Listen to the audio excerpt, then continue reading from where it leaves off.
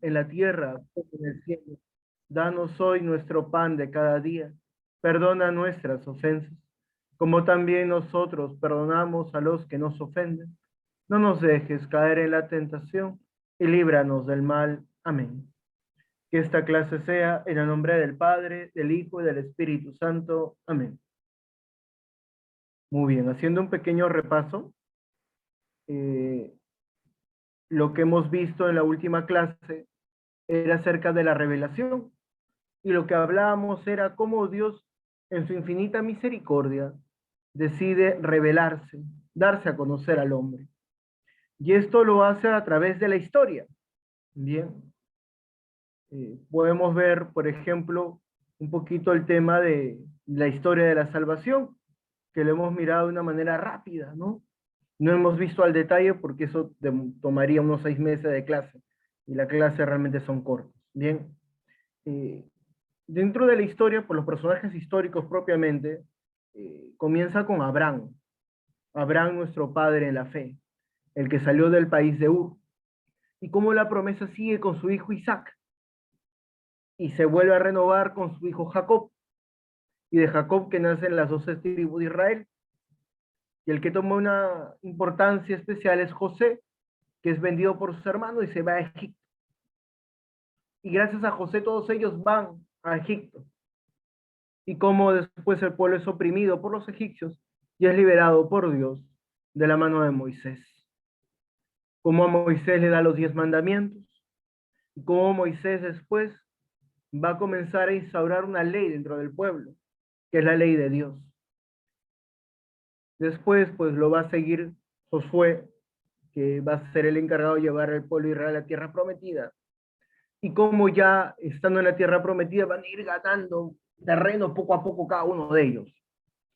Como después van a comenzar a aparecer los jueces y después los profetas. Y después, pues ellos van a pedir tener rey.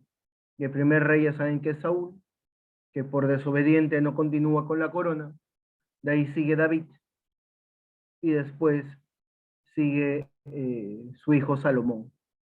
Después de Salomón, el hijo de Salomón sube los impuestos y eso hace que se divida el reino. Tenemos dos reinos, reino del sur y reino del norte, ¿verdad? ¿Sí se acuerdan, no? Perfecto. Los veo ahí con una cara así de sueño algunos, ¿no? Despierten, hijos, despierten, que es importante. Estamos haciendo un resumen chiquito nomás. Muy bien. Y en esos dos reinos, pues sabemos que ahí el reino del sur, el rey prohíbe de que los del, mejor dicho, los del norte prohíbe que vayan al sur, y es ahí donde ellos comienzan a adorar a Dios en Gaizín, bien, en el monte Gaizín. Y es ahí donde los samaritanos pues comienzan a adorar a Dios en otro lugar, ¿no? Importante que demos cuenta de ello. Bien. Eh, Después de eso, pues el reino del norte cae primero, que se conoce como Israel, por los asirios, es invadido por los asirios. Y después el reino del sur, 200 años después, el reino del sur cae. Quizás algún detalle a esa gente que le gusta un poquito investigar. ¿Sí? Ustedes habrán leído en Navidad, en Adviento, han escuchado la profecía que hace Isaías, ¿no? Que de una virgen van a ser el Salvador, ¿no? Isaías, cuando escribe esa parte, él piensa que es el hijo del rey de Israel. Jeroboam cree que su hijo es el Mesías. Él piensa que el hijo del rey va a ser el Mesías, el Salvador. Él escribe pensando eso. Pero no sabía que Jesús, por quien escribía, iba a nacer 300 años más adelante. Es un pequeño detalle, ¿no? El profeta piensa que es otra persona, el Mesías, pero al final el Mesías llega mucho, mucho después. Muy bien, al caer el reino del sur por los babilonios, pues los babilonios se llevan a todos los intelectuales, a todos los que tenían ciertos trabajos, se los llevan a Babilonia, y en Babilonia es ese intercambio cultural, y es ahí donde nacen las sinagogas, ¿se acuerdan? Las sinagogas aparecen ahí, porque no pueden ir al templo, pues hacen un lugar de culto de la palabra. Bien, es ahí también donde los primeros 5 libros de la Biblia se escriben, ¿eh? Es importante también eso, ¿no? Y, y más adelante, pues ya vuelven de la deportación a Babilonia, ahí construyen el templo. El templo de Jerusalén ha sido destruido, lo vuelven a reconstruir. Ya después, cuando Jesús dice, destruyan este templo y en 3 días lo reconstruiré, y ahí se molestan los judíos. 73 años ha tocado reconstruirlo y tú lo vas a construir en 3 días. Bueno, ese es el templo renovado. Y de verdad que les quedó muy bonito, ¿eh? De verdad que cuando lo hicieron, es más, le pidieron plata a todas las tribus, o sea, fue algo bien grande.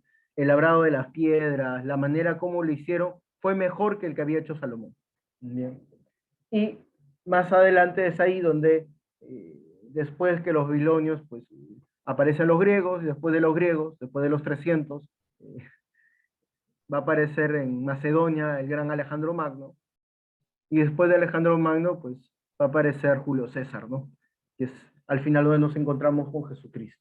Bien, hemos visto que Dios se revela en la historia, porque Dios entra dentro de nosotros. Y la manera también como Él nos habla el lenguaje humano. Entonces, es importante darnos cuenta de ello. Por si acaso, nadie de ustedes habla lenguaje divino, ¿eh? Bien, eso es algo bonito que nos que dar cuenta de Dios. Dios nos habla en nuestra lengua para que lo podamos entender. Bien, Dios se revela y nos habla el lenguaje humano para que tú y yo lo podamos entender. Es fruto de su misericordia. Y Él se da a conocer, ¿bien? Y la plenitud de esta revelación es gracias a Cristo Jesús, nuestro Salvador. Él es quien nos revela quién es Dios realmente. En el Antiguo Testamento, Dios se está dando a conocer, no lo conocían realmente. Es en Jesucristo donde se manifiesta de una manera especial el Señor. Bien, ahora hemos visto a ese Dios que con bondad se revela. ¿Cómo responde el hombre? El hombre responde con la fe. Bien, y es lo que estamos viendo en este segundo capítulo. Bien. La fe cristiana es, ante todo, una acogida del amor de Dios eh, revelado en Jesucristo, adhesión sincera de su persona y decisión libre de seguirlo. Bien, este sí a Jesucristo implica dos dimensiones: el abandono confiando en Dios, fides qua, confío yo en el Señor. Esto es un poco que les hablé la clase pasada. ¿Se acuerdan del primer mandamiento? Amar a Dios sobre todas las cosas. ¿Qué significa es amar a Dios sobre todas las cosas? Pues ponerlo a Él. Pero también implica algo más: confiar en su providencia. ¿Cuántas veces nosotros dejamos de confiar? ¿Cuántos hermanos nuestros dejan de confiar en Dios? A mí una vez un niño me rompió el corazón cuando me dijo, yo no creo en Dios. Y le pregunté, ¿por qué no crees en Dios? Porque mi hermano sufrió un accidente. Yo recé a Dios, yo le pedí a Dios que lo salvara y no lo salvó. Y mi hermano era bueno. Y si Dios existe, lo hubiese salvado. Por eso Dios no existe. Era un hito. ¿Cómo hacerle entender? Es difícil, circunstancias duras. Y hay cosas que aquí no entendemos, ¿eh? Hay cosas que no entendemos. ¿Por qué la gente buena sufre? Hay un libro que trata de responder esa pregunta. El libro de Job. ¿Han escuchado hablar sobre la historia de Job? ¿Sí? Perfecto.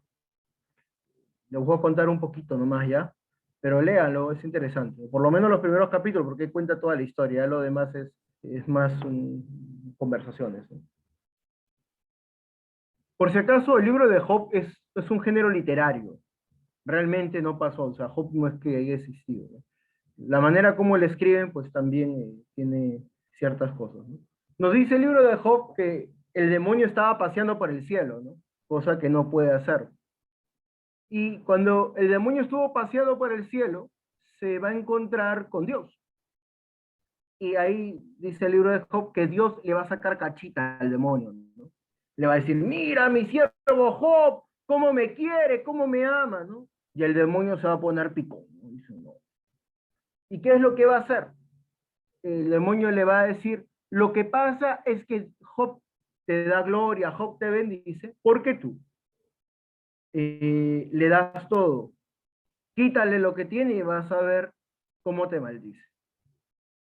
Entonces Job en un día estaba caminando y va a aparecer un siervo suyo y le va a decir, mi señor, estábamos pasteando con todos sus animales en el campo, cuando aparecieron unos bandidos y mataron a los demás pastores y se llevaron todo su realmente yo pude oír. Y no había terminado de hablar y se apareció otro. Él dijo, mi señor, en sus sembrados ha caído una plaga y se ha perdido todos sus sembrados. Ahorita no tenemos nada. Y ni bien había terminado de hablar y se apareció otro más. Y el otro corriendo comenzó a decirle, mi señor, estaban sus hijos comiendo todos en la casa y de repente hubo como un sismo, se movió el techo, se cayó el techo y han muerto todos sus hijos. Alucina que en un momento vengan y te digan todo eso. Y Job en ese momento va a hacer una oración muy bonita. Job va a decir, el Señor me lo dio, el Señor me lo quitó, bendito sea el nombre del Señor.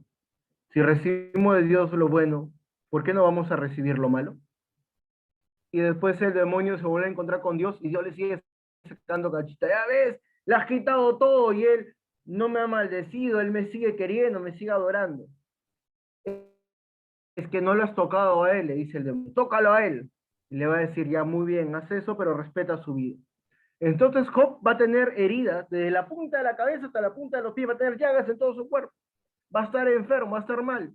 Y su esposa, que fue la única que sobrevivió, su esposa le va a decir, maldice a Dios y muere. Y se va a quedar solo.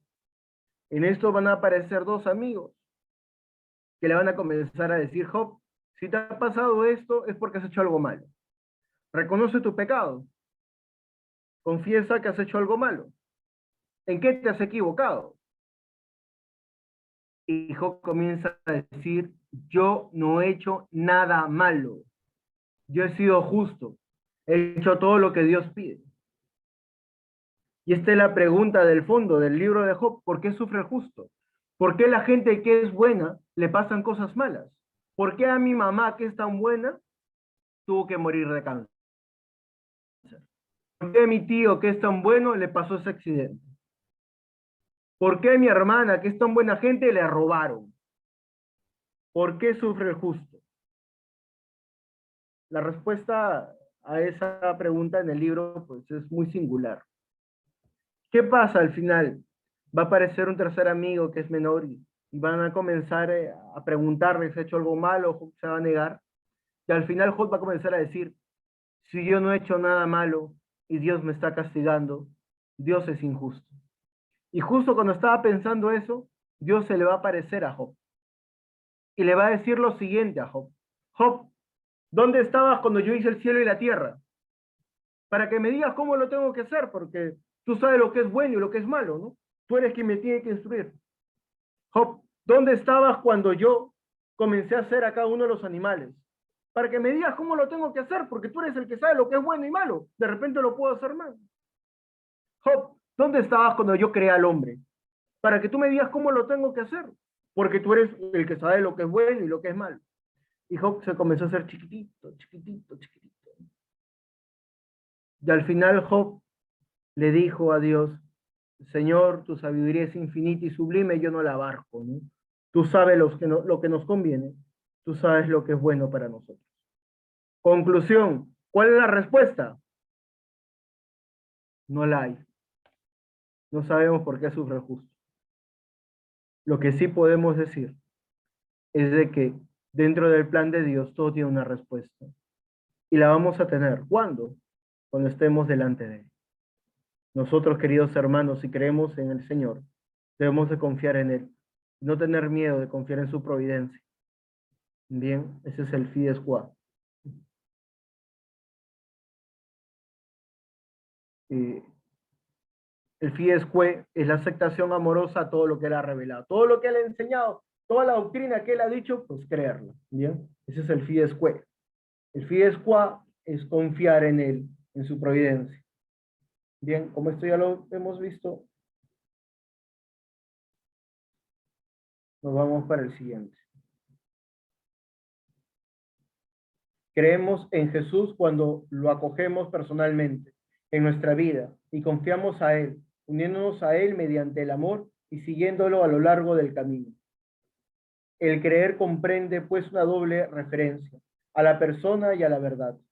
A la verdad por la confianza a la persona que la atestigua, y a la persona porque ella misma es la verdad auténtica. Es pues una decisión del corazón, de la mente y de la acción. Bien. Muy bien. Recuerden que la conversión es personal. Hay muchos creen que el truco para la conversión es que vayan a misa o se confiesen o que de repente hagan algo. Bien, es importante que nos demos cuenta que la conversión no depende de un retiro, la conversión no depende de una charla, ¿no? No, viene esta persona, va a dar una charla y todos se van a convertir. No, no, nosotros no convertimos a nadie. ¿Quién es el único que puede convertir? Es Dios. Y si ustedes hacen un retiro, es para que esas personas se encuentren ¿con quién? Con Dios, porque Él es el único que puede convertir. Y cuando el Señor tiene un encuentro con nosotros es personal. Algo bello que tenía nuestro Señor es que cuando predicaba a 5.000 personas, cada persona sentía que Dios le hablaba personalmente a él. Qué importante que damos cuenta de ello. Bien, que Dios habla personalmente a nuestro corazón y Dios habla personalmente en tu vida. Bien. Eh, y después de ello, pues, cuando uno acepta a Dios, tiene ese encuentro personal con Él, hay una adhesión de toda la persona.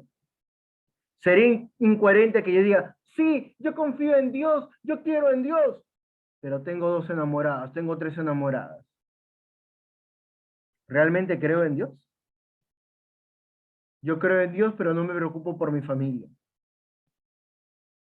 Yo creo en Dios y caigo rápidamente en la sensualidad, en la pornografía. Yo creo en Dios y estoy tocando a mi enamorado, a mi enamorada. Tocamientos de impureza. Yo creo en Dios y soy un mentiroso. Como no me gusta quedar mal, siempre miento. Tiene que haber una coherencia, hermanos. Toda la persona, el corazón, la mente, el alma, todo le tiene que pertenecer a Dios. Si no, solo estamos hablando palabras bonitas. No estamos tomando un cristianismo en serio.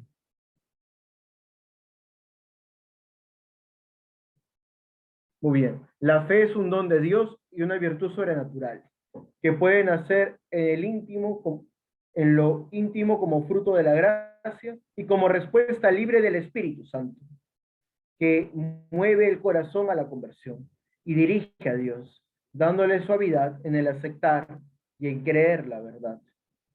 La fe como aceptación personal del don de Dios no es irracional ni ciego.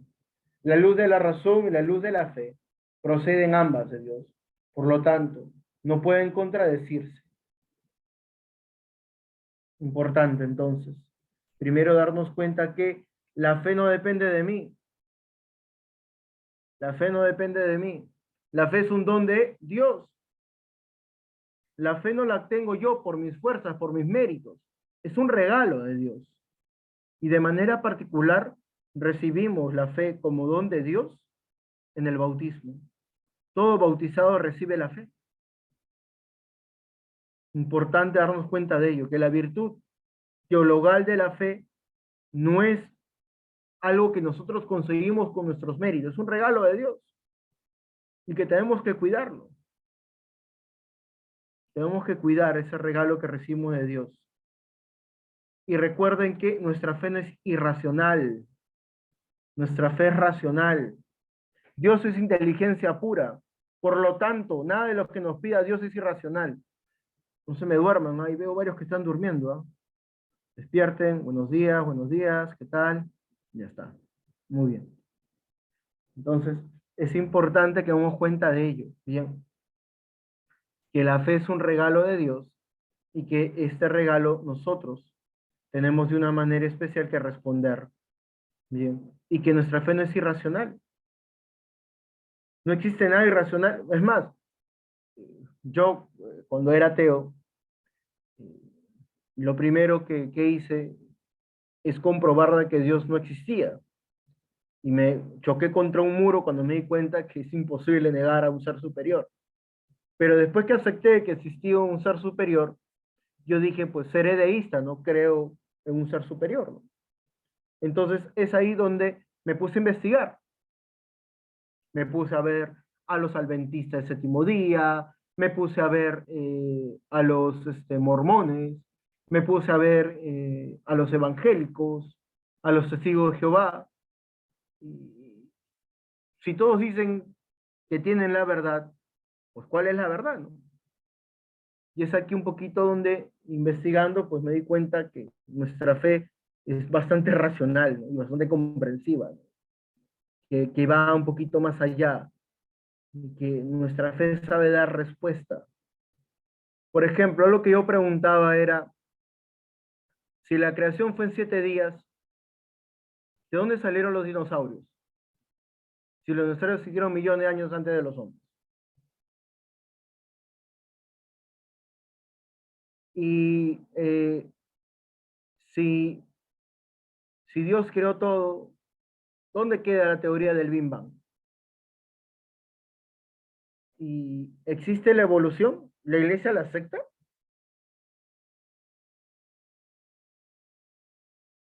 Dicen de que Dios habló en la montaña. El sermón de la montaña, Mateo capítulo 5. Mateo nos dice que habló en la montaña, pero Lucas dice que habló en una explanada. Total, ¿montaña o explanada? Hay muchas preguntas que podemos encontrar en la Sagrada Escritura y que podemos, de repente uno mismo dice, oye, ¿y esto? La fe, ¿no? Como aquella persona que me decía, padre, yo creo en la ciencia, ¿no? No, pues hijo, en la ciencia no se puede creer, porque la ciencia es algo comprobable, en la ciencia no se puede dudar.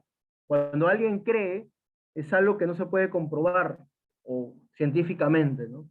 La ciencia es algo que ya es real, ¿no? Es algo que se puede cuantificar. Bien. Es importante pues darnos cuenta de ello, que nuestra fe tiene respuesta para todo eso. Bien. Ya los voy a dejar con la intriga cuáles son las respuestas a todo lo que he dicho, ¿bien? Ya quizá más adelante si me lo preguntan, cuando toque preguntas, que es al final, ahí recién respondemos. La fe y la razón, en efecto, son complementarias entre sí. Mientras que la razón no permite que la fe caer en el deísmo o fundamentalismo, solo la fe permite penetrar en el misterio, favoreciendo su comprensión coherente. Bien. Entonces, es importante darnos cuenta que mientras que la razón es pregunta, la fe es respuesta. Y San Juan Pablo II, en la encíclica Fides et Ratio, decía que la fe y la razón son las dos alas que nos llevan a contemplar la verdad. Bien, continuamos. La fe implica una profundidad de transformación existencial realizada por el espíritu, una metanoia que se manifiesta todos los niveles de existencia del cristianismo o del cristiano, en su vida interior de adoración y acogida a la voluntad divina, en su participación activa en la misión de la iglesia, en su vida matrimonial y familiar, en el ejercicio de la vida profesional, en el desempeño de las actividades económicas y sociales. Entonces, ya sabe entonces que la fe nos lleva a una metanoia, bien, a un cambio, una conversión. ¿Qué significa metanoia? Ese término griego, metanoia, significa cambio de mente, cambio de mentalidad. Es decir, aquella persona que se ha encontrado con Dios y ha abrazado la fe, ya no puede pensar como pensaba, piensa de otra manera. ¿Cómo piensa? A la manera de Cristo. Todo cristiano que se ha encontrado con Dios debe pensar, ¿qué haría Cristo en mi lugar? ¿Qué haría Cristo con tal cosa? Si Cristo tuviese enamorada, ¿cómo tocaría a su enamorada? ¿Mm? Si Cristo estuviese con su mamá, a su mamá le diría, mamá, yo no quiero ir a comprar, manda a otro. ¿Cómo actuaría Cristo con sus amigos? ¿Tratando de aparentar? ¿Vendiendo sus cosas para ir a al concierto de Bugs Bunny? ¿Qué haría Cristo? Es bueno preguntarnos. Nosotros que hemos conocido a Dios, ¿caminamos y actuamos como Cristo lo hace? Es la respuesta que tiene que dar el cristiano, es la respuesta que tenemos que dar nosotros. Y eso se ve en todo ámbito, ¿eh? Cuidado con aquellas personas que solamente ponen su cara bonita en la iglesia, ¿no? En la iglesia sí sonríen, todo bonito, pero en la casa unos ogros, unos renegones, asados, molestos. En la iglesia sí barran el salón, pero en la casa ni con un dedo toca la escoba. Tiene que haber coherencia, hermanos. Tiene que haber coherencia.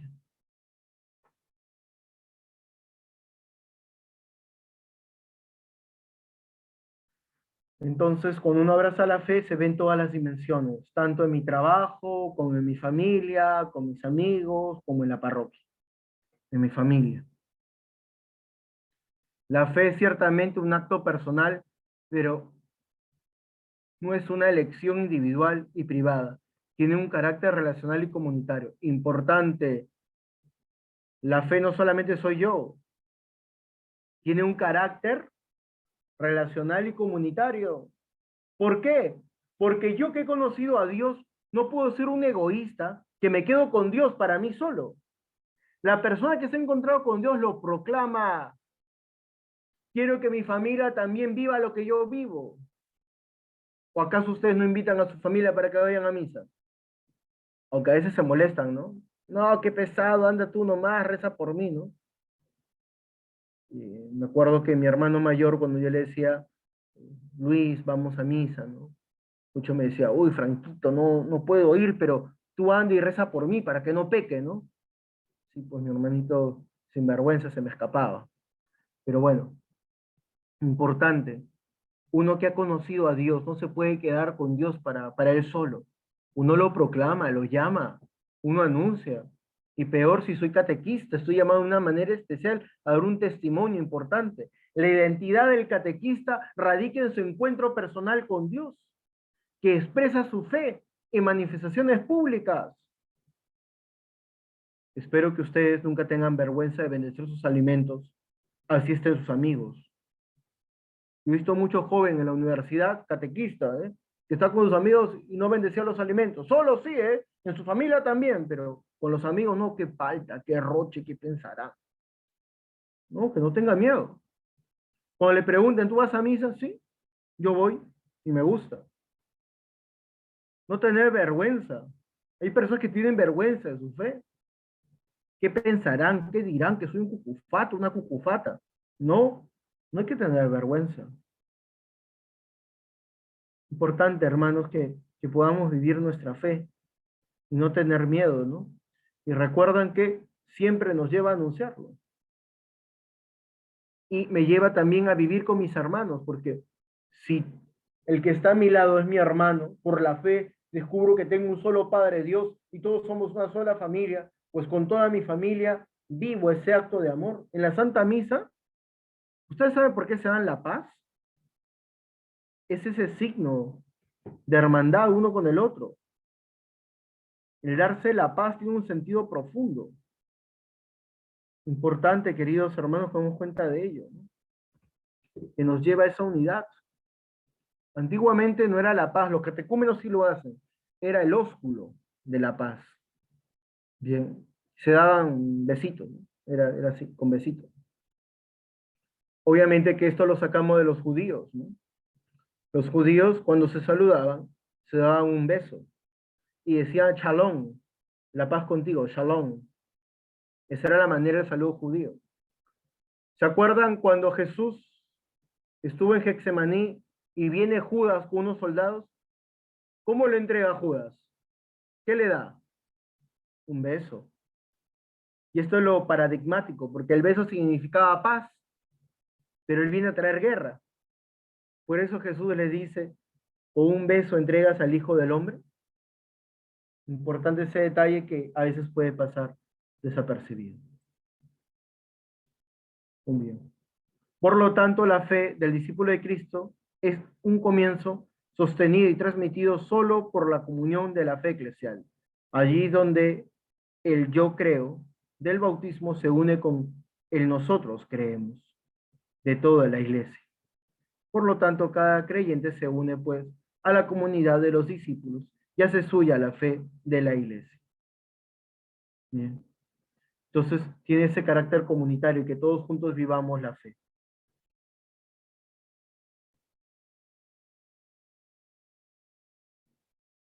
Muy bien, esto sería la tercera parte.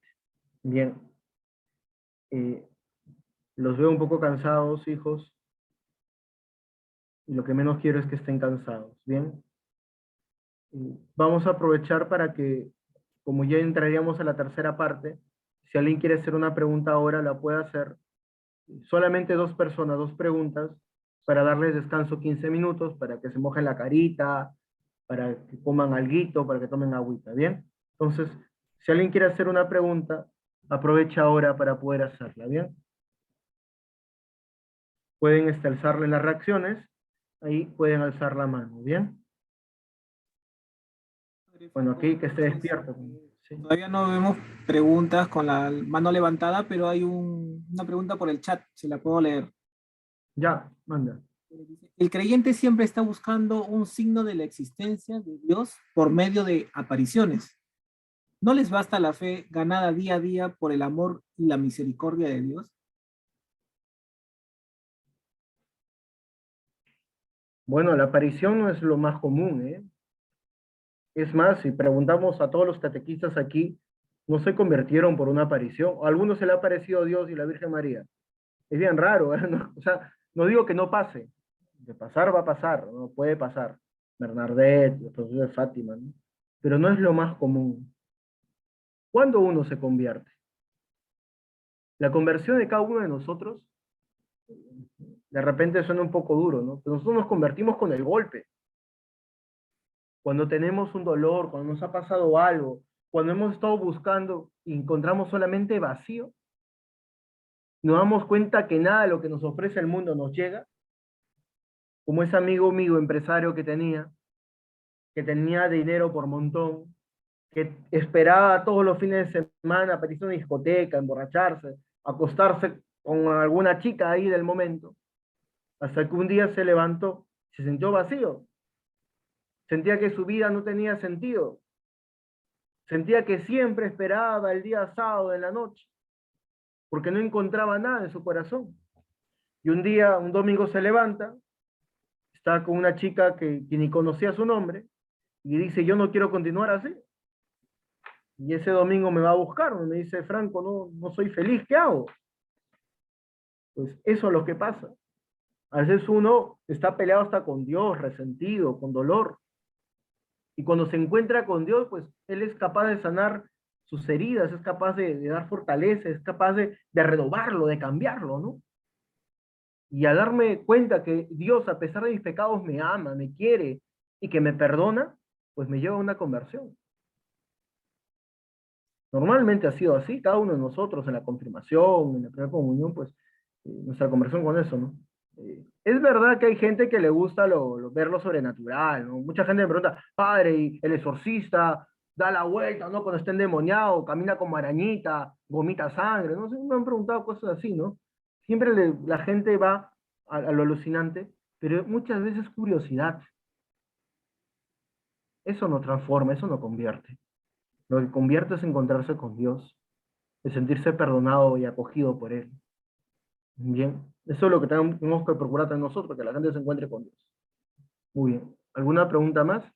Tenemos mano levantada de Marián. Adelante, Marián. Ya está activado su micrófono. Nos puede decir de qué parroquia nos visita y su pregunta, por favor. Gracias. Buenas noches, padre. Buenas noches con todos. Yo soy de la parroquia San José Obrero de Barranco. Mi pregunta es la siguiente. El padre menciona, o bueno, sabemos todos, mejor dicho, que la fe es un don de Dios, es decir, es un regalo que se nos da.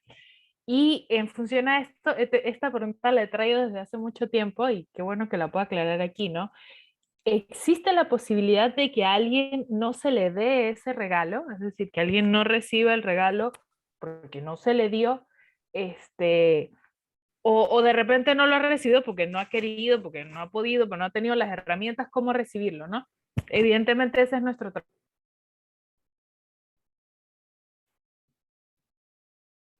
Marian se colgó un poquito. No sé si nos escucharás ahora, pero te Regalo congelaste. porque no se le da. Ya, muy bien. Voy a tratar de responder tu pregunta. Uno, la fe como virtud teologal, que aparece en el catecismo, esa fe, solo la recibimos en el bautismo. Una persona que no está bautizada no tiene la fe como virtud teologal. Padre, yo conozco a alguien que no está bautizado y cree. No cree en Dios, tiene su... Muy bien, esa es una creencia, pero no es como virtud teologal. ¿Bien? Como virtud teologal, todos la tenemos cuando nos bautizamos. Ese regalo que Dios nos da. Todos recibimos la fe. No hay nada, no existe nadie que no lo reciba al bautizarse. Pero una vez que uno es bautizado, ya dependerá de uno darle fruto o no a ese don, ese regalo que Dios ha recibido. Ahora, antes de ello hay una creencia, porque todos creemos en algo. Ustedes creen que la muralla china está en China. ¿Y cuántos de ustedes han ido a China a comprobar lo que está ahí? No, no han ido. Ustedes creen, hay un libro de historia, lo han visto por internet, hay un video, ustedes creen. Ustedes creen que su mamá es su mamá, pero nadie le ha sacado una foto que han salido ahí justo cuando de la cesárea de su mamá. Ustedes no han visto, no han estado ahí. Y nadie les duda que su mamá sea su mamá. Todos nosotros tenemos creencias. Y el hombre siempre busca creer. El hombre es un ser religioso por naturaleza. Bien. Pero la fe como virtud teologal solo en el bautismo. Bien. Y sí, todos tenemos algo de querer creer, de creencia, ¿no? Espero haberte ayudado en algo y no confundirte, hija. Vale, Muy bien. Franco, si me Miller. permite, hay una pregunta más. Si gusta, le damos pase a la pregunta o para Sí, después del sí. break. Sí, ¿Sí? sí, ahí damos Ok. el descanso. Adelante, hermano Miller. ¿De qué parroquia nos visita? Y su pregunta, por favor.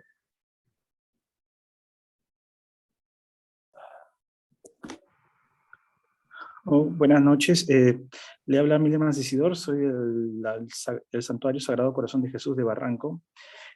Más que hacerle una pregunta al padre, bueno, yo quería salirme un poco para el costado, se puede decir, pero con el respeto al padre, quería darle como, bueno, hacerle un comentario más que nada, y es así también, cómo es que, bueno, el padre siempre habla de que es mejor contar su testimonio, ¿no? En lo que se refiere a mi parte, se puede decir que mi conversión vino a través de la historia, ¿no? Para los que tienen alguna duda, digamos, qué significa ser católicos que están en el grupo, tal vez con esto se les despeje las dudas, ¿no? Yo soy ingeniero de profesión y bueno, siempre he tenido una educación, yo estoy en ingeniería muy alejada de Dios, ¿no? O sea, siempre para la ingeniería, pues el ateísmo es una cosa de cada día, es eso, o sea, de esa forma te enseña y está mal, ¿no? O sea, ahora que lo pienso en retrospectiva, eso está recontra mal. Y también, bueno, y en la primaria y en la secundaria como que te hacen dudar, ¿no? Que existe o no existe Dios, sí te lo mencionan, pero nunca nadie te lo reafirma al 100% ni te da los sustentos necesarios. A veces, dependiendo del colegio que estudies, ¿no? Pero un colegio del Estado, normalmente un colegio público no te va a dar ese sustento, que uno lo necesita. Y entonces, la caída de la fe, para reforzar lo que dice el padre, viene a partir de las teorías de evolución de Darwin de 1854 y a partir también de reconocer a la ciencia por encima de la fe, para reforzar y complementar lo que está diciendo el padre. Y eso sucede más o menos a partir de ese año en adelante y también está relacionado, para los que les gusta la historia, está relacionado con la Revolución Francesa y también está relacionado con el desmembramiento del Imperio Español, ¿no? O sea, porque debido al último verdadero imperio católico cristiano, digamos, aunque ha habido varios, ¿no? Ha habido el imperio bizantino, el imperio germánico, románico, o sea, ha habido varios imperios cristianos a lo largo de la historia, pero el último fue el español, el más poderoso, ¿no? Se puede decir, con la presencia que el desmembramiento del imperio español sembró las semillas para que prolifere pues, el ateísmo, el comunismo, el liberalismo, que son corrientes de pensamiento que están muy enquistadas en la educación. Y a veces eso hiere mucho la autoestima de las personas, ¿no? Porque tu padre o tu madre o tu abuelo también te puede hablar mucho de Dios, pero de repente vas al colegio y el colegio te encuentras con un profesor ateo, ¿no? O sea, que ya ha sido formado bajo estas nuevas currículas y como que tu autoestima se ve disminuido debido a eso, según lo que he visto, pues el imperio inglés, que es el que se puede decir reemplaza al imperio español, no es que los imperios desaparecen, siempre hay uno que toma la posta, siempre es así. No es que ahorita, por ejemplo, tenemos el imperio americano, ¿no? Pero también está el inglés ahí con segundo puesto, ¿no? Pero en el momento que toma la posta en el siglo XIX, que es el imperio inglés, decide eliminar la creencia de Dios, o sea, sacar el Dios de las currículas de todos los países del mundo, y lo pudo hacer porque tenía el dinero y se apoderó de los dominios del imperio español, ¿no? A nivel mercantil me refiero, no a nivel político, ¿no? Entonces, así es como se cambian las currículas de los países, con la plata del imperio desmembrado de España, con el dinero que empieza a manejar, grandes sumas de dinero que empieza a manejar el imperio inglés, debido a para poder a cambiar al hombre, digamos, diocéntrico hacia un hombre, pues, antropocéntrico, ¿no? Y ahora nos estamos moviendo hacia un hombre, se puede decir, transhumano, o sea, es una idea, nos estamos moviendo en ese, desgraciadamente, en ese proceso estamos de 200 años, y ahorita estamos en una etapa, yo creo yo, de degeneración moral, ¿no? Pero esto comenzó hace 200 años, para reforzarlo del padre. Esto es un movimiento político, y también también si le haces creer a las personas que no descienden de Dios, o que Dios no nos ha creado, es más fácil controlarlos, es más fácil eliminarlos, es más fácil controlar la población, es más fácil, todo es más fácil, porque la gente se va a quejar menos, porque no tiene autoestima, no se considera un ser que valga la pena que pise esta tierra, si no se considera, como dice Darwin, un animal más que pisa sobre esta tierra, producto de la evolución de unos chimpancés. Y todos son mentiras de pseudociencia. Yo soy un hombre de ciencia y entiendo que eso es pseudociencia, ¿no? O sea, para quien haya crecido igual que yo, tal vez con este tipo de educación basado en pseudociencias, espero que esto le haya servido, ¿no? O sea, la única verdad es la de Dios. Gracias, Miller. Muchas gracias. Sí te entiendo, ¿no? Has dado un poco de historia, quizás un poco para aclararle, porque creo que has volado mucho, la gente la ha visto un poco confundida. Eh, Se puede decir que la historia se divide en etapas, ¿no? Historia antigua, historia de la Edad Media, historia moderna, historia contemporánea. En la historia moderna va a pasar algo que muchos historiadores lo llaman giro copernicano, ¿no? El centro el hombre lo va a poner en la razón, y el mismo ser humano. En la edad contemporánea, que es la que estamos viviendo, ya el centro ya no ocupa la razón, sino lo que pienso. Y es por eso que hay una búsqueda de la verdad en la actualidad. Hay muchas personas que piensan que la verdad está en el consenso, piensan que lo que nosotros pensamos es lo verdadero, ¿no? Y eso es algo equivocado. Por ejemplo, si yo pienso que robar es bueno, ¿robar es bueno? Si todos nosotros, 20 personas pensamos que robar es bueno, ¿se va a convertir en algo bueno? Obviamente que no.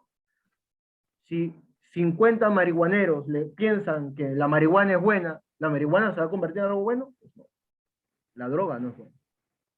O también pensar en cosas ideológicas, ¿no? Que es un poco lo que se mete en la actualidad, ¿no?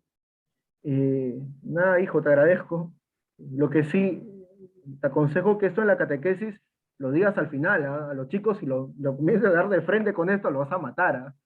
Ahí se van a aburrir un poquito, pero no, sí es bueno un poquito tener esa perspectiva, ¿no? Histórica, y un poquito darnos a entender qué es lo que el mundo te ofrece, ¿no? Bien, muchas gracias. Padre, Bueno, nos vamos a un ¿mano descanso. levantada más o la guardamos para la siguiente? Mejor la guardamos para la siguiente. Ok. Bien, Hermana vamos a Maribel. dar 15 minutos. Nos estamos encontrando a las 9:40. Bien, 9:40. Muchas gracias. Gracias, gracias.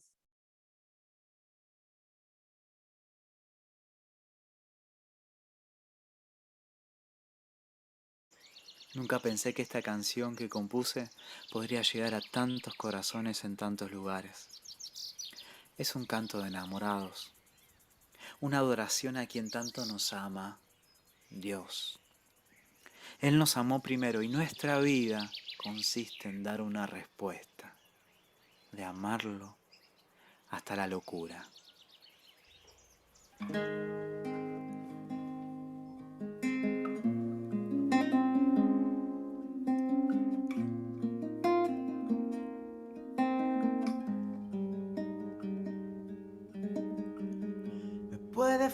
faltar todo en la vida. Me puede faltar hasta la vida.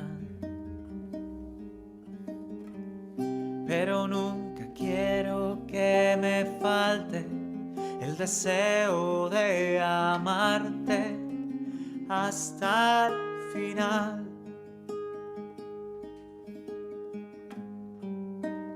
Hasta la locura te amo, Señor.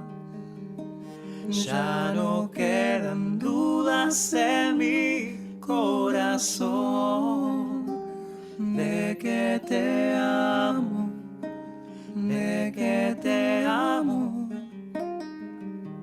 Señor.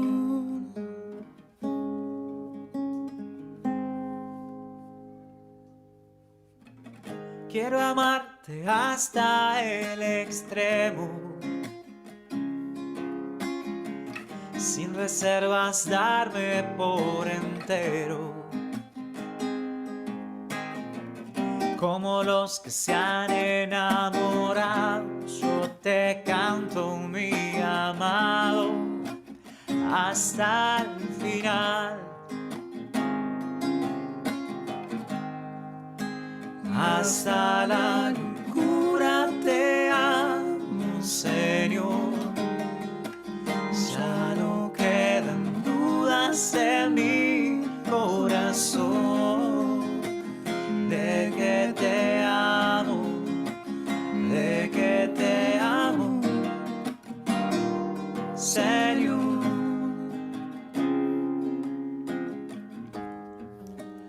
Hasta la locura te amo, Señor.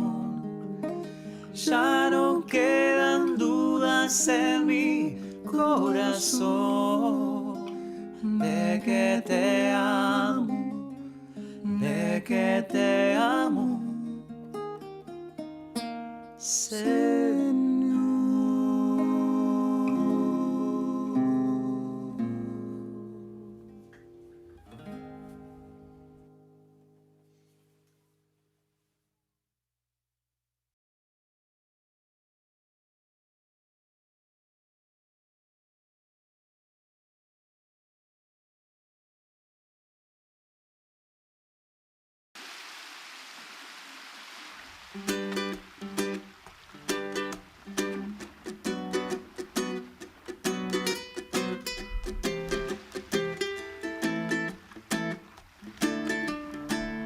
Dios te hizo tan bien, no se equivocó.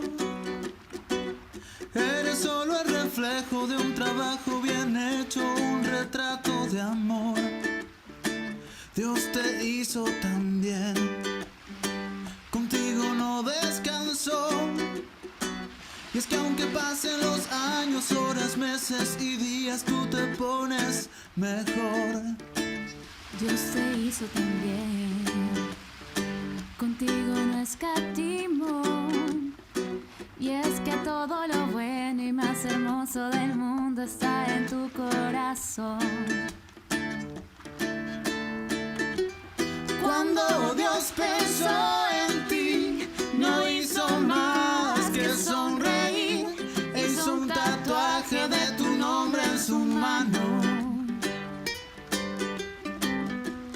Cuando Dios pensó en ti, dijo la haré igual a mí. Será la niña que alumbre estos faros. Y dijo Dios que todo estaba bien. Todo estaba muy bien. Y dijo estaba bien, todo estaba muy bien. Dios te hizo tan bien, todo detalle cuidó. Y es que cada milímetro en tu cuerpo fue calculado por Dios. Dios te hizo tan bien y a la tierra te mandó.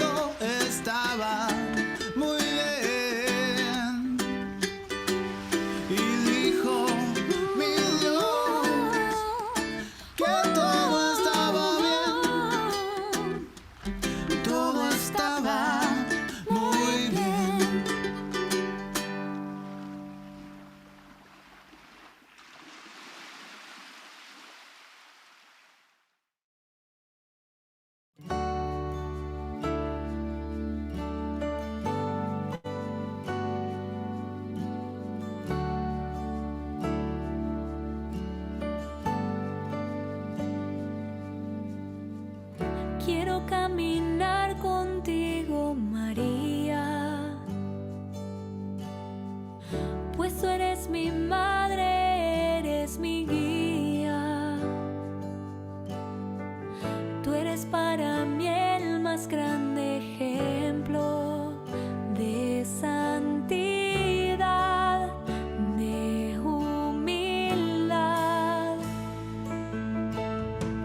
Quiero caminar contigo, María, no solo un momento, todos los días. Necesito tu amor de madre, tu intercesión ante el Señor. Guía mis pasos, llévame al cielo. Bajo tu manto no tengo miedo. Llena de gracia, Ave María. Hoy yo te ofrezco toda mi vida.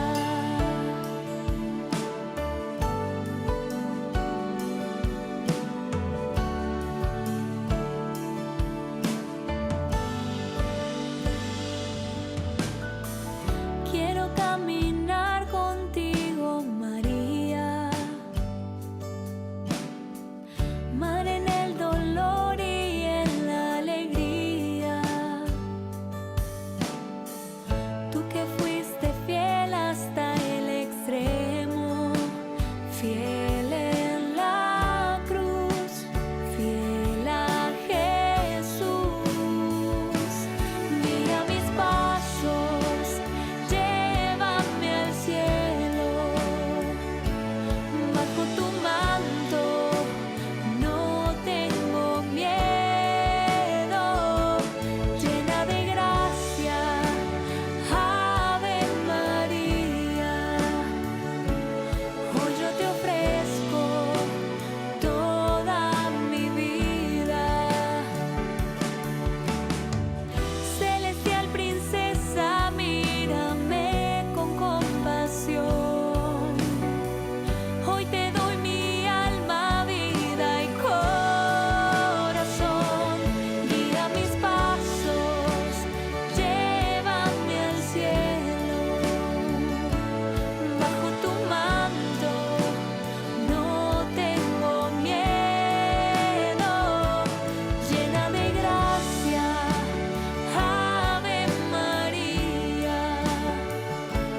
Hoy yo te ofrezco toda mi vida. Guía mis pasos, llévame al cielo. Bajo tu manto no tengo miedo. Llena de gracia, Ave María. Hoy yo te ofrezco toda mi vida.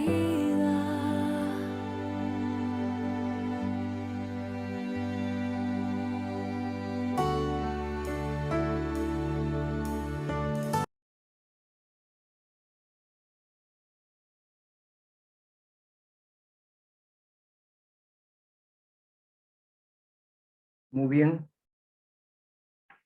Vamos a continuar.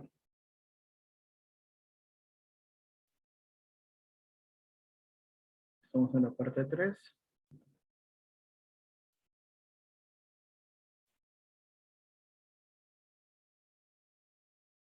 Espero que hayan podido tomar un cafecito o algo, ¿no?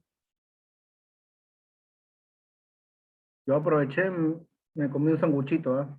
Estaba con hambre. Muy bien.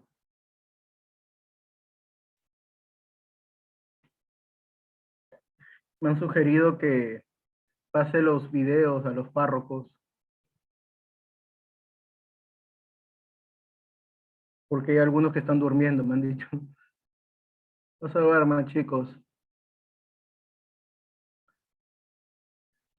La otra vez apareció un señor sin polo también, no sé. Cuida un poco sus cámaras, cuidado con la persona que esté atrás, ¿ah? Y bueno, al final vamos a aparecer en memes nosotros. Bien. Muy bien, entonces vamos a continuar con esta tercera parte. Bien. En la primera parte, vimos primero cómo Dios, en su bondad y misericordia, se da a conocer, se revela a nosotros. Y después, a esa revelación, ese darse a conocer de Dios, nosotros respondemos con la fe. Ahora, ¿qué sigue? Una vez que yo he respondido a Dios y me he encontrado con Él, pues sigue la tercera parte, la transmisión de la revelación en la fe de la iglesia. Yo soy iglesia, ¿ven? A mí me da risa a veces cuando hay personas que dicen, yo no creo en la iglesia, ¿no? Y yo le pregunto, ¿estás bautizada? Sí. Bueno, no crees en ti misma porque tú también eres iglesia. A veces tenemos la idea equivocada de que la iglesia son solamente los curas, los obispos, el papa, ¿no? No, la iglesia somos todos. Y los principales son ustedes, no los sacerdotes. Porque nosotros hemos sido llamados por Dios para servirles a ustedes. Nuestra misión es servirles a ustedes.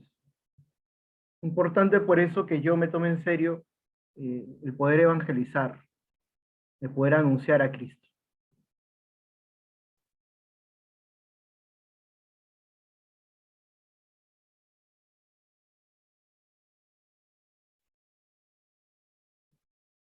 Muy bien. La revelación es para toda la humanidad. Dios quiere que todos se salven y lleguen al conocimiento de la verdad. La iglesia es inseparable a la misión del Hijo y de la misión del Espíritu Santo, porque constituye un solo plan de salvación. Cuando Cristo resucita, le va a dar una misión a los apóstoles. Ellos representaban la iglesia en ese entonces. Bien. Mateo 28-23. Vaya y evangelice y bauticen en el nombre del Padre, del Hijo y del Espíritu Santo, y enseñen a guardar todo lo que yo les he enseñado. Esta misión que da Jesús a sus apóstoles, nos la da también a nosotros. Nosotros estamos llamados a evangelizar, estamos llamados a hablar de Dios, estamos llamados a anunciar la buena nueva. Por si acaso, el viernes va a haber examen, ¿eh? Tanto de la clase del lunes como de la clase del miércoles, porque yo tengo que presentarle algunas notas a los párrocos. Bien. Y la persona que no estuvo presente, pues 0-0, ¿no? Por no estar. Bien. Es un examen cortito, chiquito, no se preocupen, no es tan difícil. Bien. Entonces, importante, la misión que ha recibido la iglesia de parte de Jesucristo tiene que continuarla gracias a la acción del Espíritu Santo. Bien. Y de esa misión participamos nosotros.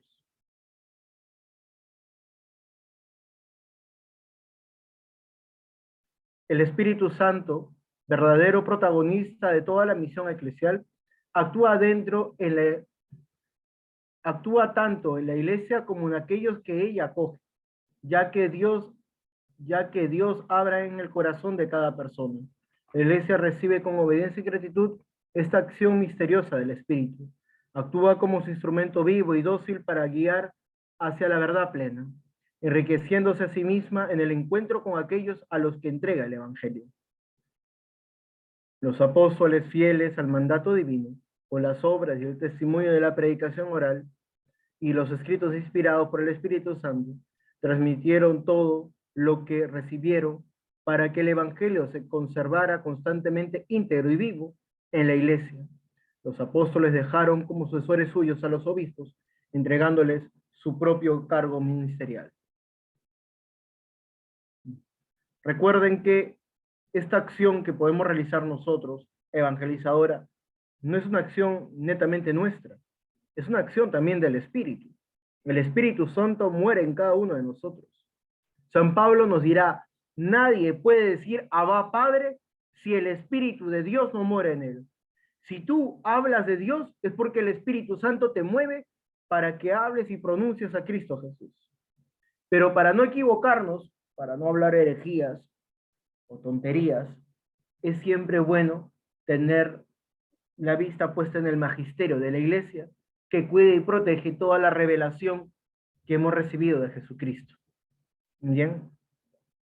Aunque ustedes no se preocupen, nadie de ustedes puede ser hereje. Padre, ¿cómo que nadie de nosotros puede ser hereje? Una vez dije eso, pero ¿por qué yo no puedo ser hereje? Se molestó, ¿no? Como si ser hereje fuese algo bueno, pero bueno. Porque para ser hereje hay que ser teólogo, hay que estudiar teología, porque hay que saber. Una persona que no sabe y dice una herejía, es verdad, ha dicho una herejía, pero no es un hereje, porque no conoce la profundidad o las consecuencias que puede traer. ¿Bien? Así que tranquilos, nadie puede ser hereje, aunque sí puede decir herejías, ¿bien? Y hay que tener cuidado a veces con decir herejías, ¿no? O enseñar mal, ¿no? Un ejemplo. Había una catequista que enseñaba en primera comunión y les decía a los niños de que Dios estaba en la Eucaristía. ¿Eso es correcto o incorrecto?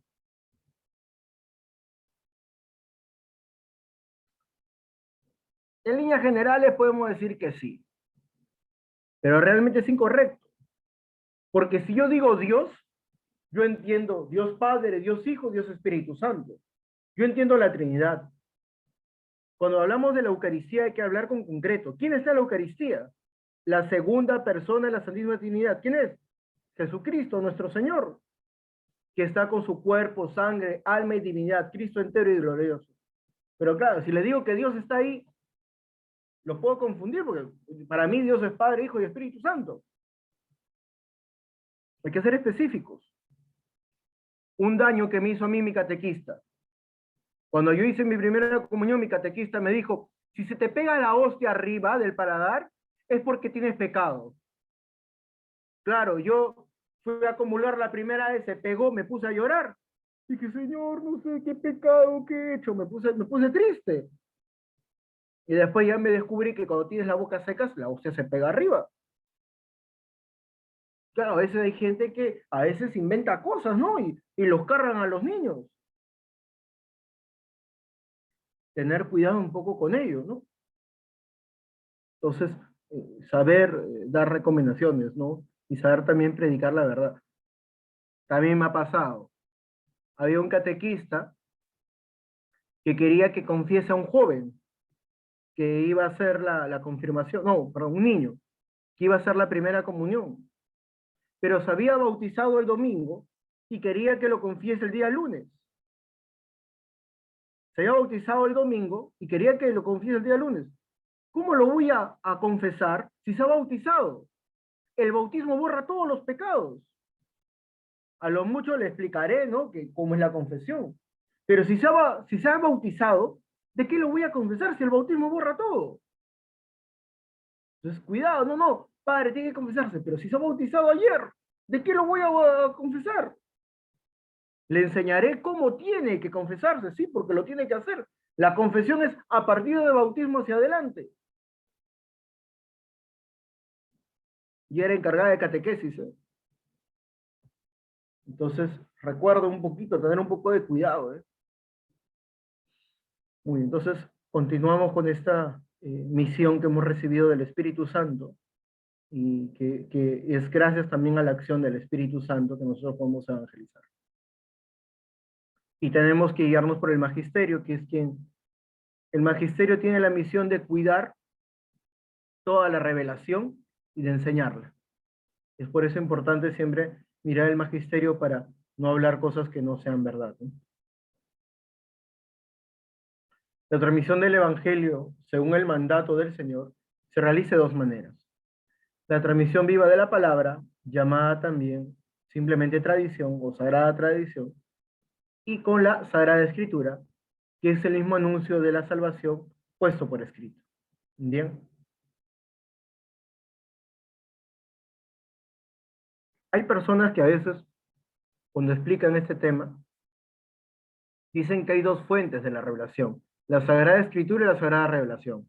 Error, no hay dos fuentes, es una sola fuente, Cristo. Una sola fuente, Cristo, que tiene dos vertientes. En esas dos vertientes, pues se habla de la Sagrada Escritura y la Sagrada Tradición, pero es una sola fuente de la revelación, Cristo. Él es quien los revela.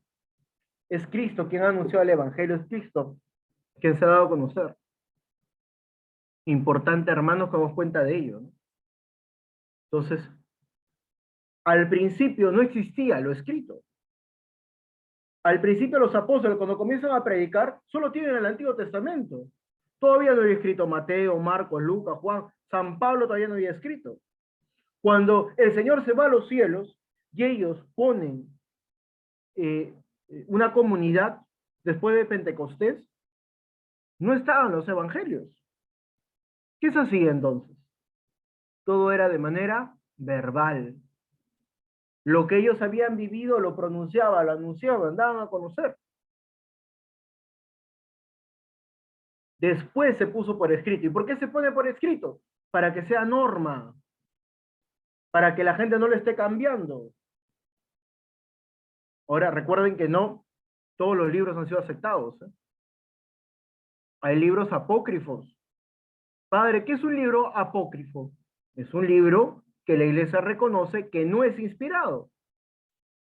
Ahí están todos los evangelios. Evangelio de Judas, evangelio de Pedro, evangelio de Nicodemo. Hay un montón de evangelios que son apócrifos, que no han sido revelados por Dios, que el Espíritu Santo no actuó en ellos. Importante que demos cuenta de eso, ¿bien?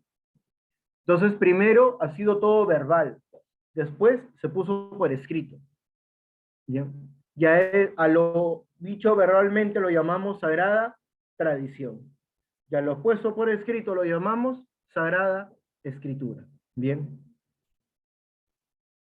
Esta es la revelación que tú y yo transmitimos. Esta es la revelación que tú y yo damos a conocer.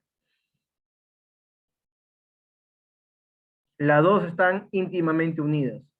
Y ambas proceden de una misma fuente de revelación que es Jesucristo. Bien. Las dos tienen una sola fuente. ¿Quién es? Jesucristo. También las dos en la iglesia hacen presente y fecundo todo el misterio de Cristo. Importante. Muy bien.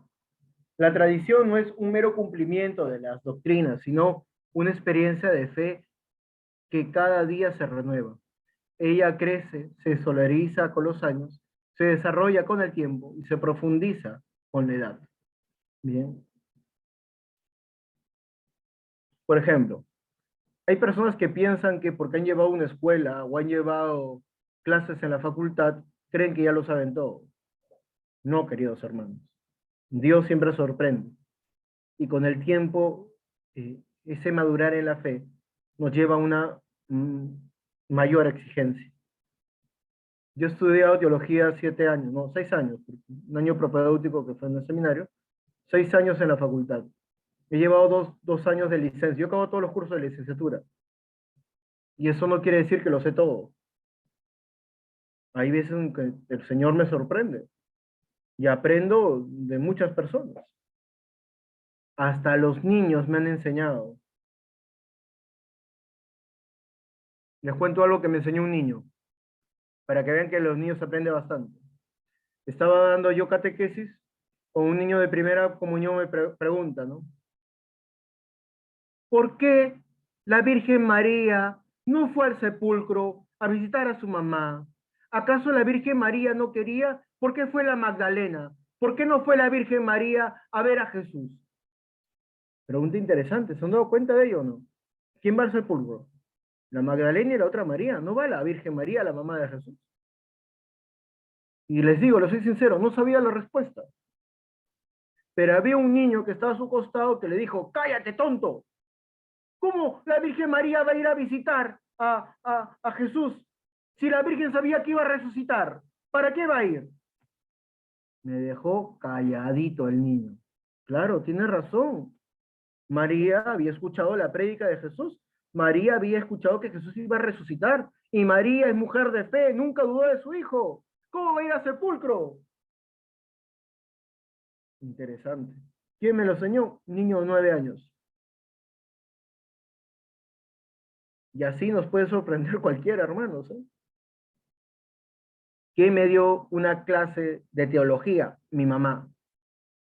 Mi mamá solo acabó la secundaria, una mujer muy trabajadora, que nos sacó a todos adelante. Yo tengo somos 10 hermanos en mi familia. Y mi mamá me dio una clase de teología. ¿Por qué? Porque ella reza todos los días y medita la Sagrada Escritura. Y bueno, no le explico porque es un poquito larga y me puede faltar el tiempo. Ya si más adelante son un poquito de tiempo, me hacen la pregunta, padre, ¿qué clase de teología le da a su mamá? Para que se rían un poco. Bien. Entonces, la tradición no es el mero conjunto de doctrinas, sino una experiencia de fe que cada día se renueva. Importante.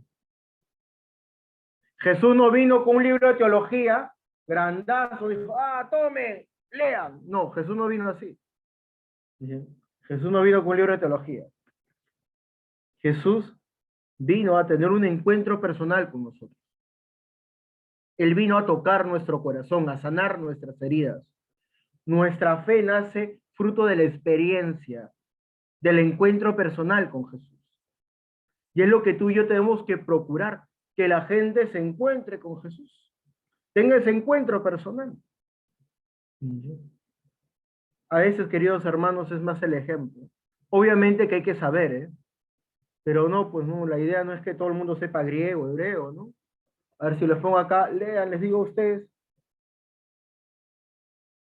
hebreo, latín, no, pues los voy a marear, ¿no? Esta es mi Biblia que a veces utilizo cuando encuentro palabras medias raras, me gusta ver la terminación para poder explicarla, ¿no? Pero claro, no todo el mundo tiene que saber eso. Recuerden que nuestra fe es mucho más que el saber, es mucho más profundo. Hay personas que creen que porque saben mucho se creen lo máximo y caen en la soberbia, como son los fariseos. Hay que ser humildes, Te doy gracias, Padre, porque has ocultado estas cosas a los sabios y entendidos y se lo has revelado a la gente sencilla. Sí, Padre, así te ha parecido mejor. Importante. En la humildad y en la sencillez, Dios se revela, Dios se da a conocer. En la soberbia es difícil. En aquella persona que cree que lo sabe todo, pues difícilmente Dios va a poder entrar ahí. Hay que ser humildes, hay que ser sencillos. Y si alguien se equivoca, hay que corregirlo con cariño. Bien, no corrijan. Te has hablado tontería, le meten una chancletaza, no. Corrijan con cariño. Bien. Muy bien. Ella cree, se consolida con los años, se desarrolla con el tiempo y se profundiza con la edad. El magisterio de la iglesia ejerce su oficio de interpretar auténticamente la palabra de Dios. El magisterio, pues, cumple la tarea de guardar íntegramente la revelación y la palabra de Dios contenida en la tradición y en la revelación. Asegura la continuidad de la transmisión, ¿bien? Entonces, el magisterio tiene dos cosas. El magisterio que cuida la revelación va a hacer dos cosas. Uno, guardar esta revelación, la cuida, la custodia, la guarda. Y segundo, el magisterio nos da la verdadera interpretación de esta revelación. ¿Bien? Algo que podemos ver es que tú agarras a 10 sacerdotes católicos y le preguntas sobre algo, se supone que los 10 tienen que decirte lo mismo. Si tú agarras 10 pastores protestantes y les preguntas sobre algo, los 10 te pueden decir cualquier cosa o lo que a ellos les conviene. La doctrina de la iglesia se mantiene siempre firme. ¿Bien?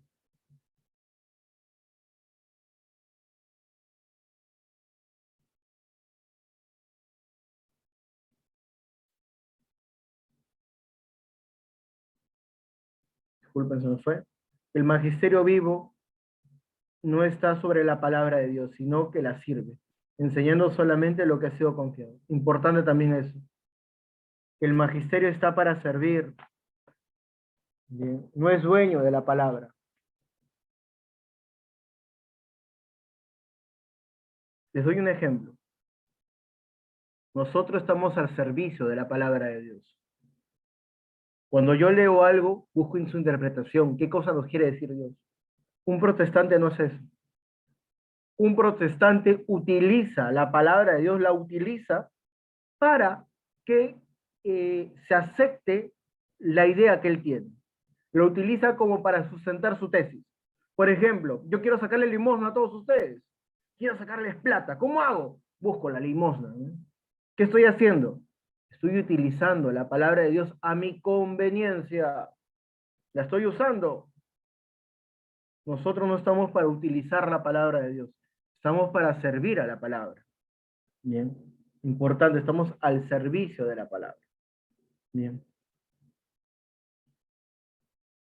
En efecto, la palabra de Dios se nos da en la Sagrada Escritura como testimonio inspirado de la revelación que, junto con la tradición viva de la Iglesia, es la regla suprema de fe. Bien. Entonces, la regla suprema de fe es la Sagrada Escritura y la Sagrada Tradición.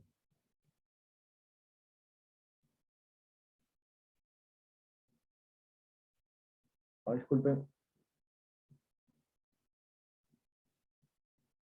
Muy bien. La Iglesia, Sacramento Universal de Salvación, dócil a las indicaciones del Espíritu Santo, escuchando la revelación, la transmite, la apoya como respuesta. En su doctrina, en su vida, en su culto. Perpetúa y transmite a todas las generaciones que toda ella es todo lo que cree. Bien. Importante, la revelación también se da no solamente en la doctrina, no solamente en la enseñanza, en la vida. Tu vida enseña, tu vida es catequesis para los demás. ¿Saben yo cómo convencí a mi mamá de ir a misa? Utilicé una estrategia. ¿Qué hice? Lavé la ropa, limpié la casa. Mi mamá dijo, tremendo flojo que le ha pasado. ¿De cuándo acá limpias todo? ¿De cuándo acá? No, es que mamá, voy a misa ahora. Mi mamá le entró curiosidad, me la llevé a misa. Así fue, como la convencí, limpiando mi casa.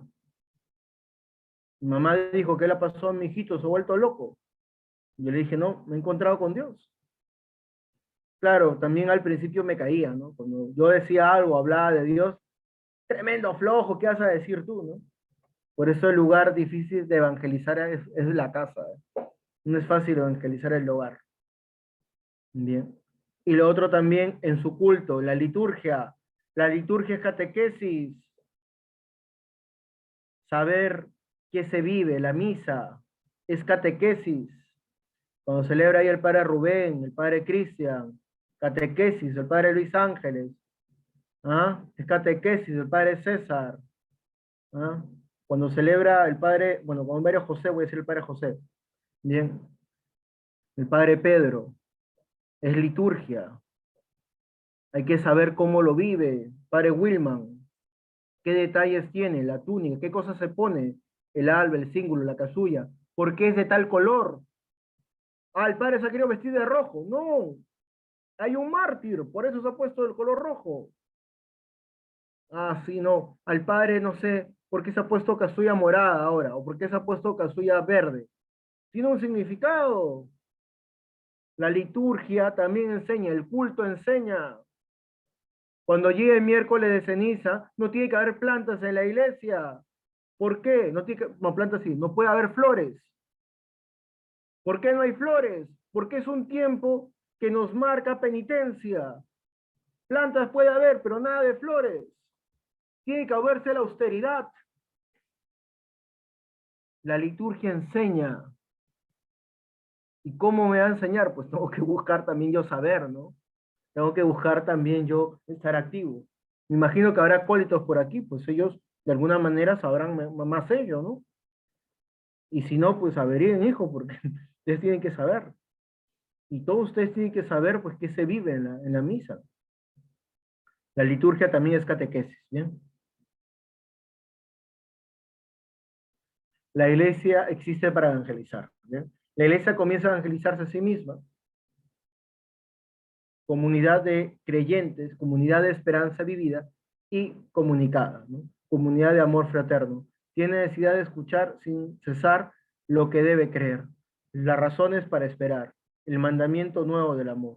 Esto quiere decir que la iglesia siempre tiene necesidad de ser evangelizada, si quiere conservar su frescor, su impulso y la fuerza para anunciar el evangelio, ¿bien? En la antigüedad se hablaba de ecclesia sempre performanda, ¿no?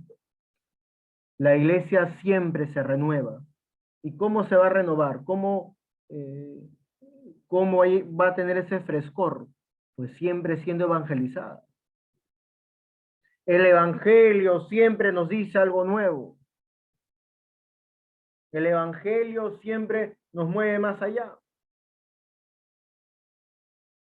No digan nunca, no, eso ya me lo sé ya. Porque de repente aparece algo que ustedes no sabían. Por eso con lo que le decían, de nunca caigan en la soberbia de pensar que lo saben todo. Muy bien. Evangelizar no es en primer lugar llevar una doctrina, ante todo. Es hacer presente y anunciar a Jesucristo, ¿bien? Esto ya les he dicho, ¿no? No se olviden que Jesús no vino con un libro de teología. Bien. Padre, y si Jesús no vino con un libro de teología, ¿usted para qué estudió teología? No, pues es diferente. A ver, les explico.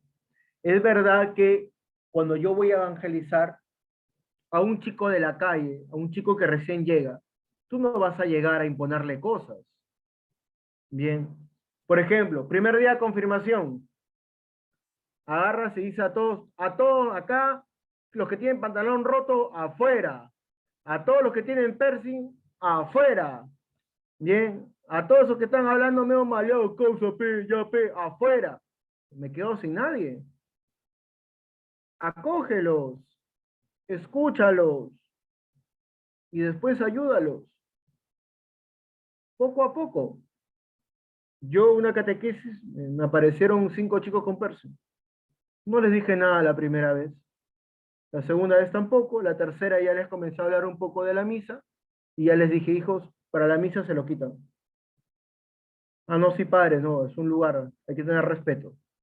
Ellos solos, ¿no? Me dijeron, sí, padre, tiene razón. Claro, poco a poco. Después, chicos, chicas, hay que mejorar un poco la vestimenta dentro de la misa. Ustedes vístanse como quieran, yo no les voy a enseñar cómo vestirse, ¿eh? Pero hay que tener cierto pudor porque es un lugar sagrado, entonces hay que ser cuidado.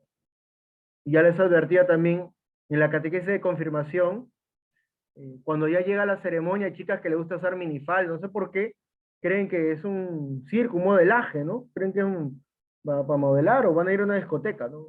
También hay que enseñarles. Si no, les pones un saco así grandazo, ¿no? Entonces, también cuidar un poco eso. Una chica que está a favor del aborto, tranquilo, poco a poco, evangeliza. Y cuando llegue el momento, habla claramente, sin miedo. Pero no vas a llegar el primer día y le vas a decir que está mal, que está equivocada, que se vaya de acá, que está loca, no.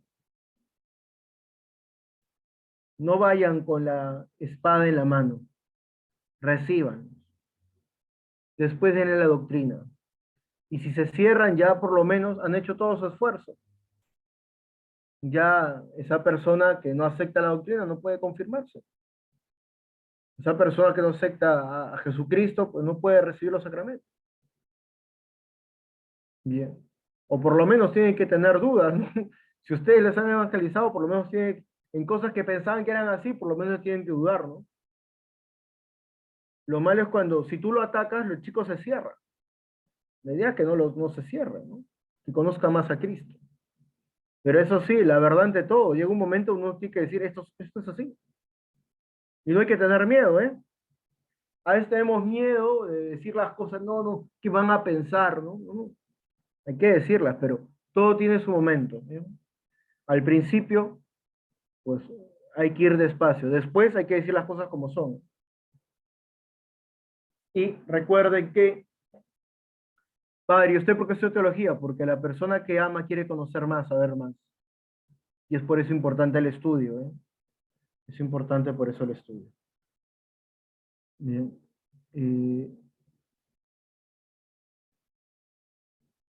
La evangelización concretiza esta continua presencia de Cristo. Encontrar en Cristo el camino para salvar la propia vida. La evangelización tiene como fin último la plenitud de la vida humana. El occidente cristiano, al presentar esta enseñanza, utilizó el concepto de salvación, mientras que el oriente cristiano prefirió hablar de divinización. ¿Por qué Dios se ha hecho hombre? ¿Por qué Dios se hizo hombre, no? Porque Dios, al hacerse hombre, Al asumir nuestra naturaleza nos salvó. Y al salvarnos, o sea, algo que ha hecho Jesús, no solamente nos salvó, Jesús lo que hizo es, aparte de salvarnos, es darnos una nueva dignidad, ser hijos de Dios. Nos ama tanto que nos ha hecho partícipe de su vida divina. Nos ha divinizado. Y recuerden que Dios lo único que quiere es que sean felices. Eso es lo que quiere Dios. Muy bien. 3 preguntitas y acabamos, ¿bien? ¿Alguien que tenga una pregunta? Vamos a dejarlo aquí. Ya los veo con cara de sueño. Algunos han dejado la cena a la mitad, así que mejor 3 preguntitas y acabamos. Muy bien, tenemos una pregunta. Tío, buenas noches, adelante, te escuchamos. ¿Qué tal? Buenas noches, padre Franco, buenas noches con todos, hermanos. Yo tenía una pregunta, sí. Vengo de la parroquia San Roque. En un punto del tema habló sobre la herejía, ¿no? Y se me vino algo a la mente, algo que recordé, era el tema sobre si un papa puede ser hereje, ¿no? Decía, es decir, un papa se puede equivocar, no puede hablar incluso algo en doble sentido, puede quitar algo bonito, pero un papa no puede ser hereje, es decir, y me parece que existe un dogma que es la infalibilidad papal, ¿no? ¿Y en qué consiste eso? Y en qué momento, digamos, habla ex cátedra, ¿no? Si me podría explicar ese detalle. Muy bien. Es muy difícil que un papa sea hereje. Bien. Para decir una herejía, un papa tiene que hacerlo hablando en ex cátedra o un documento oficial como es una encíclica o una exhortación apostólica, que es doctrina de la iglesia. Una encíclica es doctrina de la iglesia. Bien. Ahora, ¿cuándo habla en ex cátedra? Por ejemplo, pronunciación ex cátedra. El dogma de la Anunciación habló en ex cátedra. El dogma de la Inmaculada Concepción, ahí el Papa habló en ex cátedra. Dijo, esto es cierto para la iglesia, porque Dios lo ha dicho, y da una promulgación. Ahí habla en ex cátedra. Bien. Ahora, es muy difícil que un papa diga una herejía porque solamente lo hace, o cuando habla en ex cátedra, o documentos oficiales.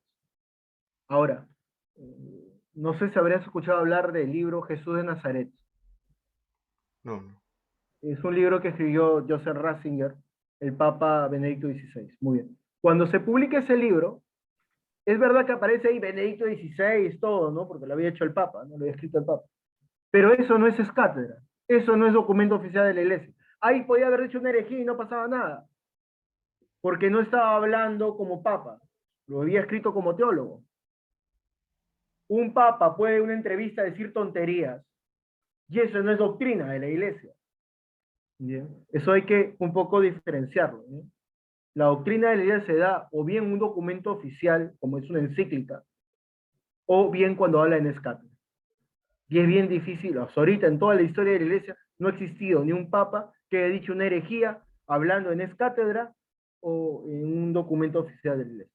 Sí ha habido gente que pensaba tonterías, pero nunca hizo una promulgación oficial. Bien. Claro, claro, lo preguntaba porque ahora he visto, ¿no? Por redes y por tantos lados que se le acusa, ¿no? El Papa que es un hereje, que habla así, o sea, ¿no? Y por Sí, eso lo claro. decía, ¿no? Yo les cuento así algo entre nos. Yo sé que muchos de ustedes pues habrán escuchado cosas por redes sociales, pero lean bien al Papa. Yo me quedo sorprendido, lo he estado estudiando bastante, al Papa Francisco. Es un eclesiólogo. De verdad que es una manera diferente de mostrar el Evangelio, pero válida. Y recuerden que si no estamos unidos al Papa, no estamos también unidos a la Iglesia. Bien. Y hasta ahorita el Papa no ha dicho ni una herejía, ni un documento oficial, ni tampoco en la cátedra, ¿bien? Puede haber Muchas opiniones que a gracias. nosotros no nos parezca, y eso es cada uno, eso si es cada una opinión, pues eso ya depende de cada uno, ¿no? Pero el Papa no ha sido contradictorio con una doctrina hasta ahorita. Bien. Muy bien, ¿alguna pregunta más? Sí, padre, tenemos la mano levantada de Jorge y Cecilia. Los invito, no sé quién vaya a hacer la pregunta. Y se presentan de qué parroquia nos visitan. Buenas noches, padre. Buenas noches a todos. Somos de la parroquia San José Obrero y de Barranco. En varias oportunidades en esta última exposición han nombrado lo que es magisterio de la iglesia. Si nos puede decir concretamente, brevemente, en qué consiste el magisterio de la iglesia. El magisterio de la iglesia es el encargado de guardar toda la revelación que ha recibido de Jesucristo, ¿no? Ahora ustedes me dicen, a veces uno dice, muy bien, si alguien me dice, no sé, el fémur, yo sé que está aquí, debajo de la pierna, ¿no? De tal lugar a tal lugar, ¿no? Pues, ¿dónde está el magisterio de la iglesia? ¿Dónde lo puedo ver? ¿No? Pues el magisterio de la iglesia lo guarda pues el Papa y los teólogos, los padres de la iglesia, ¿no? Todo lo que ellos han enseñado es lo que se mantiene guardado. Ahora, ¿qué es parte del magisterio de la iglesia? No es solamente, se habla de la tradición, ¿no? La Sagrada Tradición, y se habla de la Sagrada Escritura. La Sagrada Escritura es fácil hablar de ella porque es la Biblia, ¿no? Eso lo tenemos todos. Pero ¿qué es la Sagrada Tradición? Hasta ahora se sigue manteniendo de boca en boca. Todo lo que enseñaron los apóstoles lo recibieron sus discípulos. Y esos discípulos lo pusieron por escrito. Y es por eso que dentro de la iglesia aparecen los llamados padres de la iglesia, que son a partir del siglo VII para abajo, ¿no? Bien. Ellos han dado una interpretación legítima de todo lo que han recibido de Jesucristo, ¿no? Todo lo que han recibido de sus maestros, ¿no? Bien. En ellos está la verdadera interpretación de la Sagrada Escritura. Y eso es lo que la iglesia guarda y custodia, ¿no? Lo que han interpretado y dicho los padres de la iglesia. Bien. San Juan Damasceno es el último padre de la iglesia, como te digo, en el siglo VII. Después de ellos, pues ya no se le considera padres de la iglesia. Hay doctores de la iglesia, como lo es Santo Tomás de Aquino, pero ya no es padre. Bien. Tiene que tener una antigüedad, ¿no? Y hay algunos que tienen mayor admiración, que son padres apostólicos. ¿Quiénes son los padres apostólicos? Aquellos que son los apóstoles o discípulos de los apóstoles, ¿no? Que han recibido el evangelio de viva mano, ¿no? Y ellos también han escrito, ¿no? Ellos también han escrito. Y guardamos esos escritos, ¿no? con verdadera interpretación. Espero haberte ayudado en algo, no haberte confundido tanto, ¿sí? Gracias, hija. Muy bien. Una pregunta más, porque veo a la gente con sueño. Tenemos a la hermana Maribel. Hermana Maribel, buenas noches. Nos dice su parroquia y la pregunta, por favor. Ok, mi nombre es Maribel Pariona, soy de San Juan Pablo II. Bueno, mi pregunta va relacionado bastante al trabajo de la fe. Si nos pudiera decir por lo menos uno o dos claves, dos tips rápidos para poder enamorar a un joven de Dios, ¿cómo hacerlo? Porque es bien difícil. Es que todo está a veces en nuestra contra, desde la televisión, los programas, los movimientos, los amigos, todo a veces está en contra de lo que queremos decir. Y no sé si nos pudiera dar un consejo, dos o tres así, súper prácticos. Yo más o menos me guiaba de Don Bosco, cómo es que él atrapaba a los jóvenes, y a veces he querido hacer alguna de esas cosas en mi comunidad, pero los jóvenes de hoy en día, los que nos ha tocado en nuestra capilla, eran bien difíciles y para poderlos evangelizar, ¿no? Y estaban tal vez en la confirmación, pero es un trabajo bien complicado, es lo que me pareció a mí. Entonces, ¿cómo podemos enamorar a un joven de Dios? Muy bien, si es un joven que es tan difícil, mija, lo mejor es el trato personal. Llámalo, habla con él, pero personalmente. En masas es muy difícil, ¿eh? En masas como que se pueden escabullir o, te escuchan por ahí, ¿no? Y lo otro es preocúpate por él o por ella. Importante, ustedes que son catequistas, cuando tengan su grupo, llamen, pregunten cómo están, necesitan algo, faltó, ¿por qué faltaste? ¿Te puedo ayudar en algo? Que sepan, que sienta la persona que está recibiendo la catequesis que le interesas, que le importas. Y esa persona se va a preguntar, pero si me conoce, ¿por qué si interesa tanto por mí? Porque Dios la ha mandado. Porque Dios te ha mandado a ti, te ha elegido a ti para que seas tú ese mensajero de Dios. Mija, lo mejor es el trato personal. Con las personas más difíciles, con las personas más cerradas, son personas que de repente están sufriendo. Y te lo aseguro, las personas que son entre más cerradas sean, es porque tiene heridas. Y ayúdala. Y al final termina convirtiéndose de repente hasta en líder después. Bien. Obviamente que las dinámicas ayudan un poco para fomentar la fraternidad, unidad, ¿no? Eso está bien, pero el trato tiene que ser personal. Y eso ayuda bastante. Sobre todo cuando hay gente bien difícil. Bien. Acá me han hecho una pregunta. Marcelo me dice, padre, una pregunta. ¿Por qué tenemos que ir a la iglesia bien vestidos? Si Dios nos creó tal y como somos. Y nos quiere tal y como somos. Obviamente, pues, que cuando tú vas a una fiesta y va a ir la chica que te gusta, te bañas, ¿no? Pues en la iglesia está Jesucristo, tu amor, el amor de los amores. Pues obviamente que tienes que bañarte y ir con la mejor ropa que tengas. No estoy diciendo que te compres un terno para ir ese día. Lo mejor que tengas para él. Si te invitan a la Casa Blanca, ¿cómo irías? Si vas a ver al presidente, ¿cómo irías? Entonces, ese es un tema, ¿no? Ahora, obviamente que eso no es lo más importante es el corazón, lo que hay dentro, ¿no? Lo importante es ir limpio de pecado, y si hay pecado, pues buscar la confesión, ¿no? Y la vestimenta es un acto externo, una postura, algo que marca que es importante para ti. Si la misa para ti es cualquier cosa, anda con pijama, pues. Para mí no es cualquier cosa, es mi encuentro personal con Jesús, donde me voy a encontrar con mi amado, y es al ser que más respeto, y voy con lo mejor que tengo. Los antiguos iban utilizando su mejor ropa solo para ir a misa, solo para ir a misa. Ya depende de ti, hijo, yo no te voy a cambiar, eso ya depende de ti. Si quieres ir con chor y sandalias, si crees que ese es el mayor respeto que le puedes dar a Dios, con paz, anda con paz, tranquilo, al final quien ve todo eso es Dios, ¿no? Pero recuerda que más que la vestimenta, porque puede haber alguien que no tenga, y puede ir pues con la ropa sucia porque está viendo de repente en la calle, ¿no? Y lo más importante es tener el traje de fiesta, que es estar en gracia. Muy bien. Una última pregunta, la de Amanda, para ya irnos.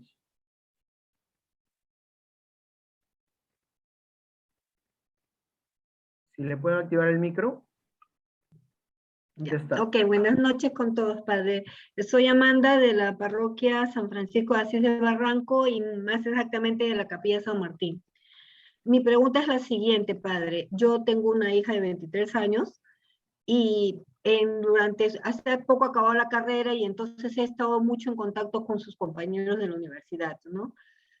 Y entonces mi pregunta va a esto, ¿no? La mayoría de ellos ven en mí el testimonio de mi trabajo pastoral, ¿no? Inclusive en muchas oportunidades ellos mismos me han ayudado a mí en una jornada a hacer mi soporte técnico, digamos así, ¿no? Y han visto todo mi desarrollo de la jornada, les ha gustado, los han sentido muy cercanos, muy todo. Pero ellos se declaran agnósticos, ¿no? Se declara la mayoría de los jóvenes, un grupo pues te dicen que son ateos, pero la gran mayoría que yo he podido tener en contacto se declaraban agnósticos.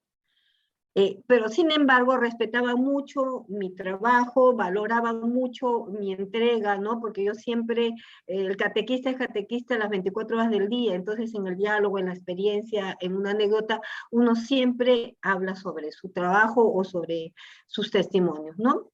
Uno mismo es como que una catequesis constante, ¿no? Mi pregunta es esta, ¿cómo entro?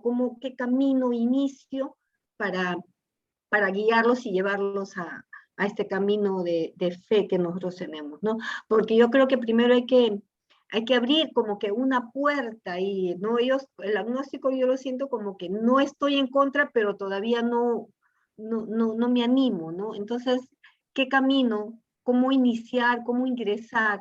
Si usted me puede ayudar con eso, padre. Gracias. Bueno, es una manera de evangelizar, ¿no? Cuando vamos a evangelizar personas que se declaran a sí mismas gnósticas, y si te han ayudado en una labor apostólica, yo te diría que los invites a rezar. Oye, vamos a rezar juntos. No a todo el grupo, de repente uno por uno, ¿no? Yo conocí a un joven y le dije, oye, vamos a rezar, mira. Y les comencé a explicar un poquito, ¿no? Jesús está aquí en la Eucaristía, vamos a hacer un momento de oración. ¿Tienes a alguien que está enfermo? ¿Quieres pedir por tu mamá, por tu papá? Y comenzó a pedir por su mamá y comenzamos a rezar, ¿no? Y en algún momento pues le enseñé el rosario, pero para que no les parezca muy pesado, rezamos un denario, ¿no? Y aconsejarle, oye, antes de dormir, ya que tú eres agnóstico y dices que el agnóstico cree que hay un ser superior, pues rézale a ese ser superior, ¿no? Yo le tengo nombre a ese ser superior, ¿no? Yo lo llamo Dios, ¿no? Padre, Hijo y Espíritu Santo.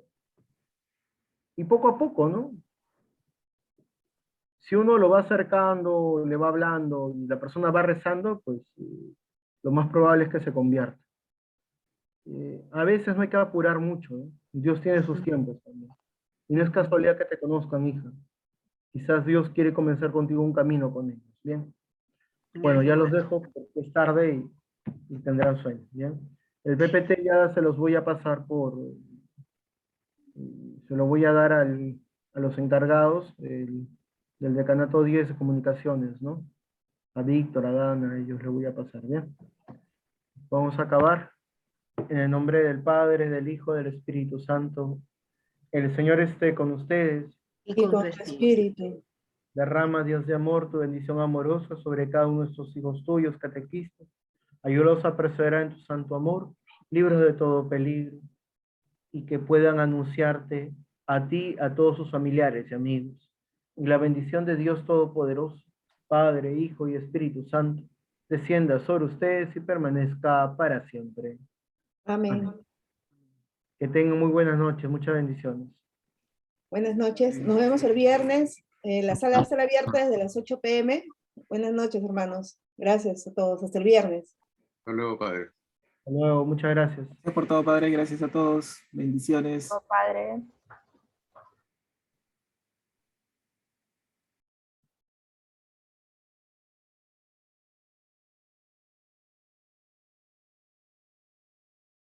Muchas gracias.